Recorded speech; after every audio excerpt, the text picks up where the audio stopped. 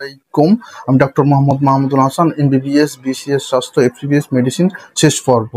আজকে আমরা নতুন একটা রুগী নিয়ে হাজির হয়েছি।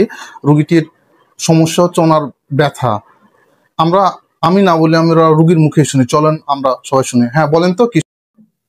স্যার, আমার সমস্যা বলতে আমার তো রাতের বেলায় দেখা যায় যে সারাদিন হাঁটাহাঁটি করি, রাতের বেলায় শুতে পারি না, পা ফুলে যায়, গিরে ব্যথা করে, রাত্রে খুব পেইন হয় বিভিন্ন জয়েন্টে, এবং কিছু কিছু জয়েন্টে হাতই দেওয়া যায় না, এরকম ব্যথা।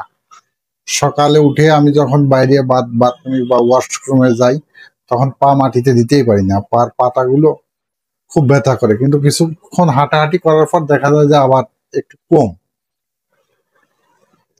এক্ষেত্রে স্যার কি করণীয়? আমরা এই রুগীটার কমপ্লেন শুনলাম।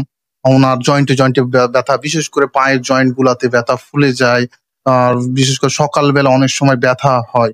এরকম রুগী আমরা প্রায়ই পাই। এই সকল রুগীর ক্ষেত্রে আমরা মাথায় রাখতে হয় যে ওনার কোনো রিময়েটয়েড আর্থ্রাইটিস আছে কিনা। অনেক সময় দেখা যাচ্ছে যে ব্লাডে ইউরিক অ্যাসিড লেভেল বেড়ে যায়, এই কারণে এই ব্যথাগুলো হতে পারে। আমার রুগীকে আমি কিছু পরীক্ষা নিরীক্ষা দিয়েছি, তারপরে পরীক্ষা নিরীক্ষার রেজাল্ট আসার পর আমরা আসলে জানতে পারবো কি ওনার সমস্যা হচ্ছে। পরবর্তী ভিডিওতে আপনাদের আসলে এইটা নিয়ে শেয়ার করবো কি সমস্যা ওনার। ধন্যবাদ সবাইকে। আপনাদের কিছু জানার থাকলে কমেন্ট বক্সে জানাতে পারেন।